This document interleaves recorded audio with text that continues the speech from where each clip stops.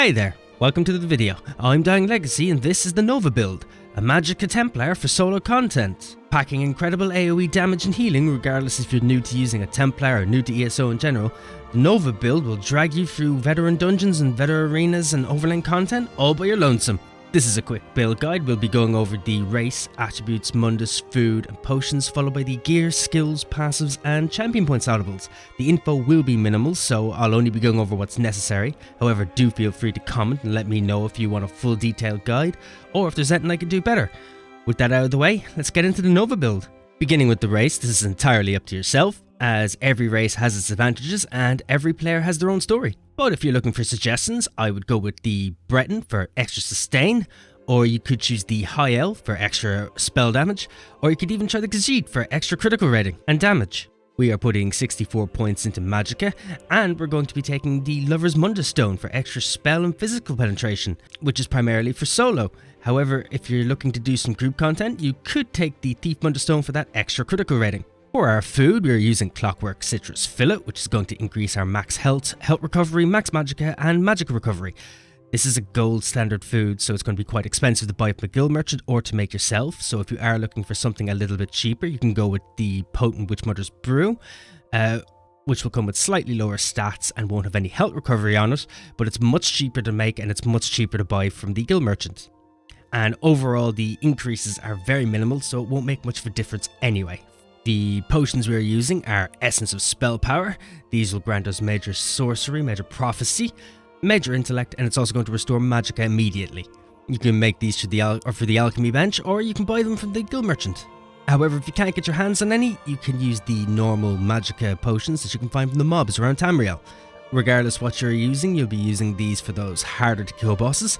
The potions themselves are practical free stats, so there's no point in not taking them. And with that done, we'll move on to the gear. On this build, we have the option of running the Ring of the Pale Order and a Maelstrom Inferno Staff. However, these aren't completely necessary and I have got options around them. So regardless to that, I'm going to start with the Ring of the Pale Order and we're going to work our way through. So using the Ring of the Pale Order with a spell damage enchant and the Bloodthirsty trait, the Ring of the Pale Order itself can be gotten from the Antiquity system. The Ring of the Pale Order is going to restore 20% of the damage we deal as health, which is going to be a gigantic increase to our healing overall. The ring itself is going to take up a slot, meaning you're going to have to wear one of our 5-piece sets on either a helm or a shoulder. It doesn't matter which. And the other slot is going to be going to a monster set piece. Again, on either the helm or the shoulder, depending on which part you want. In this case, we are pairing the Slime Cross set with the Ring of the Pale Order. The Slime Cross helm can be gotten from Wayrest Sewers 1 on Veteran, or you can grab the shoulder from the Undaunted vendor from any of the main cities. We are running the monster set in Light with a Magicka enchant and a Divine's trait. We're using Slime Cross for the extra critical chance. However, if you can't get your hands on a Ring of the Pale Order, you can go to full monster set, and in this case I would suggest using the Iceheart set, which can be gotten from Direfrost Keep on Veteran.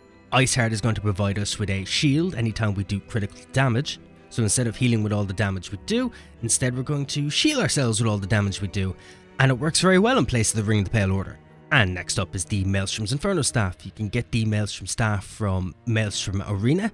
There is a perfected version from Maelstrom Veteran Arena. The only difference between the two is that the perfected version will have a little extra offensive penetration. It's not a giant increase overall to damage or anything, so it's not completely necessary to have, so don't worry if you don't have one, or if you can't get one. We are using the staff in the back bar with a weapon damage enchant and the infused trait. The Maelstrom Staff is going to cause our light and heavy attacks to deal additional damage to enemies in our Wall of Elements, and is a giant boost to damage overall. However, if you can't get your hands on one, you can use a Willpower Staff instead. You won't have the extra effect towards the staff, but you will have a damage increase from the overall stats. And you can grab a Willpower Staff from the guild merchants, or you could get it from a mail satchel at the end of a random dungeon. If you don't plan on using a Willpower Staff either, you can just double bar our front weapon sets instead. And now onto the first 5-piece set of the build. This is for the body pieces, starting with the chest, waist, hands, legs and feet. All pieces will come with a max Magicka enchant and a Divine's trait. And the second question is the False God's Devotion set, which can be found in Sunspire. There is a perfected set which you can find in Sunspire Veteran, which is going to add a little extra weapon damage to the set. Overall, it's not a big increase to damage, so it doesn't matter which ones you get. False God is going to add some critical chance, and it's also going to give us Minor Slayer at all times, increasing our damage done to Dungeon, Trial and Arena monsters by 5%. It will also reduce the cost of our Magicka abilities by 8%, and when we recently kill an enemy, we're going to restore Magicka and gain Major Expedition. So this is a fantastic set for soloing, as it'll give an increase to our damage as well as our increase to our kiting ability, and a massive increase to our sustain. If you're not able to get your hands on a False God's Devotion set, you can go for Mother of Sorrows instead, which can be found in the Overland content of Deshan. Mother of Sorrows is going to give us a flat giant increase to our critical damage. It's a good stand-in if you can't get your hands on the False God's Devotion. Right, and for the next set, which includes our front bar weapon and our jewellery. For the front bar, we're using a Inferno Staff with the fire damage enchant and a precise trait. And for the jewellery, we are running spell damage enchants and bloodthirsty traits. And the set in question is the Deadly Strike set. This set is gotten from PvP and can be bought from the trader in Bruma. This set is going to add weapon damage, critical chance, and it's also going to increase the damage we do with overtime and channeled abilities by 15%. Being a Templar, most of our abilities are either damage over time or channeled abilities, so this is a fantastic increase to our damage overall, and is the main set piece in the build. And that covers the gear, and with the gear out of the way, we're going to move on to the skills, starting with the front bar. First up is Top Lip Charge. You can morph this from Focus Charge. You can find this in the Adric Spear skill line. You'll charge in with your Divine Lance to impale an enemy, dealing magic damage and stunning them for 3 seconds, and setting them off balance. It'll also interrupt the target if they were casting. Next up is Puncturing Sweep. You can morph this from Puncturing Strikes. It's also found in the Adric Spear skill line. You'll launch Relentless Assault, striking enemies in front of you 4 times with your spear. That will deal magic damage to the closest enemy and magic damage to all other enemies around it. Each strike will reduce their movement speed, and you'll also heal for 40% of the damage done with this ability. Next up is Purifying Light. You can morph this from Backlash. You can find this in Dawn's Wrath skill line. You'll summon an expanding beam of pure sunlight to doom an enemy, dealing magic damage to them and copying all the damage taken from you for up to 6 seconds and releasing 50% of it as additional magic damage to them. When the effect ends, you and your allies near the enemy are healed for health over 2 seconds. Next up is Consuming Trap. You can morph this from Soul Trap.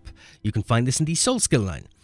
This will apply a dot to an enemy that will do magic damage over 10 seconds, and if that enemy dies, it'll fill an empty soul gem and you'll heal, as well as restore magicka and stamina. This portion of the ability will scale off your max health, magicka and stamina. Next up we have Harness Magicka. You can morph this from Annulment. This is found in the Light Armor skill line. This is going to convert a portion of your magicka into a protective ward, gaining a damage shield that will absorb damage for 6 seconds. Damage shield strength is capped at 50% of your max health. And while active, whenever the shield absorbs damage, you'll restore magicka, and each piece of light armor worn increases the magicka restored by 33%. Now for the ultimate on the front bar, we are using Shooting Star. You can morph this from Meteor. You will call down a comet down from the constellations to blast an enemy, dealing flame damage to all enemies in the area, knocking them down and stunning them for 2 seconds. After the impact, enemies in the target area will take flame damage every 1 second for 13 seconds, and you'll generate 12 ultimate for each enemy hit by the initial blast. Now, this ultimate is not our main ultimate on the build. It's mostly just a stand-in to gain passives from the Mage's Guild skill line. However, this is a good move if you do want to hit multiple enemies at once and to get that ultimate back to get yourself back and going again quickly. And moving on to the back bar. Starting with Unstable Wall of Fire, you morph this from Wall of Elements. This is found in the Destruction skill line. You'll slam your staff down to create an unstable flaming barrier in front of us, dealing flame damage to enemies in the target area every 1 second. Burning enemies will take 20% more damage from this ability, and when the effect ends, the barrier explodes, dealing more flame damage. This also coincides with the Maelstrom Staff, so when we use this ability and anyone standing in it will take extra damage from our light attacks. Next up, we're using Blazing Spear. You can morph this from Spear Shards, and you can find this in the Adric Spear skill line. Send your spear into the heavens to bring down a shower of divine wrath, dealing magic damage to enemies in the area and an additional magic damage every 1 second for 10 seconds.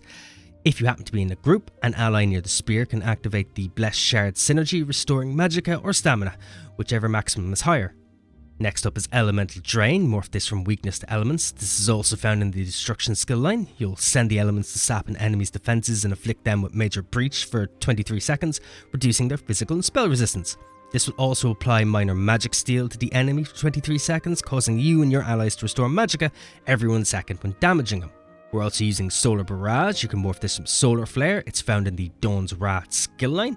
You'll conjure solar energy to blast enemies around you, dealing 1775 magic damage every 2 seconds for 10 seconds. While this ability is active, you gain in power, increasing the damage for light and heavy attacks by 40%. We're also using Channeled Focus. You can morph this from Rune Focus. You'll find this in the Restoring Light skill line. Create a rune of Celestial Protection to gain Major Resolve for 25 seconds. You'll also recover magicka every 1 second over the duration, and if you're standing in the rune, you'll heal for health every 1 second as well. For the ultimate on the back bar, we're using Crescent Sweep, morph this from Radial Sweep. You can find this in the Aedric Spear skill line. Swing your Aedric Spear around with Holy Vengeance, dealing magic damage to all nearby enemies, and an additional amount of magic damage every 2 seconds for 6 seconds. Enemies in your path will be hit for 60% more damage. This is a very low cost ultimate and is the main ultimate on the build. This only costs 70 ultimate, so you can basically spam it every 2 rotations, and it does a hefty amount of damage as well. So whenever you have the ultimate, just hit this for an increase in damage overall. And that covers the skills. With the skills out of the way, we're going to jump straight onto the passives, starting with the class passives. Alright, first up is the Aedric Spear skill line. In here we have Piercing Spear, Spear Wall, Burning Light, and Balanced Warrior. You want to grab all 4 of these to increase our critical damage, weapon damage, and resistances. Next up is Dawn's Wrath. In here you'll find Enduring Rays, Prism, Illuminate, and Restoring Spirit. You want to grab all 4 of these as well to increase our dots duration, increase our ultimate generation, and increase our sustain. And from there we'll pop to Restoring Light. In here you're going to find Mending, Sacred Ground, Light Weaver, and Master Ritualist. You'll also want to grab all 4 of these to increase our healing and skill durations and effects. We're using the 2 Destruction Staffs on this ability, so we're going to pop over to the Destruction Staff skill line. You want to grab everything that's in here, starting with Trifocus, Penetrating Magic, Elemental Force, Ancient Knowledge, and Destruction Expert. You want to grab all these because they're going to increase the damage we do overall, and it's going to also add different effects depending on the staffs we use, and it's also going to increase our overall penetration to enemies with our spells. Next up is the Armor passives. In the Light Armor skill line, you want to grab everything including Grace, Evocation, Spell Warding, Prodigy, and Concentration. These are going to increase our overall weapon and spell critical ratings, our physical and spell penetration, our magic recovery, and reduce the effectiveness of snares against us. Now, if you happen to be using the Ring of the Pale Order, then you'll probably end up wearing one of the Deadly Strike sets on your helm or the shoulder, in which case it'll be a medium armor piece.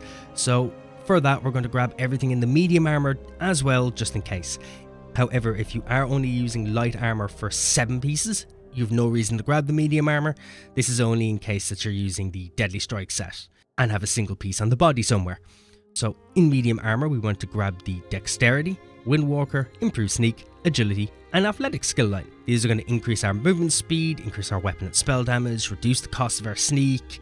It's also going to increase our stamina recovery, as well as increase our critical and healing damage done. It's also going to increase our critical damage and our healing done. Right, and next up is the Mage's Guild skill line.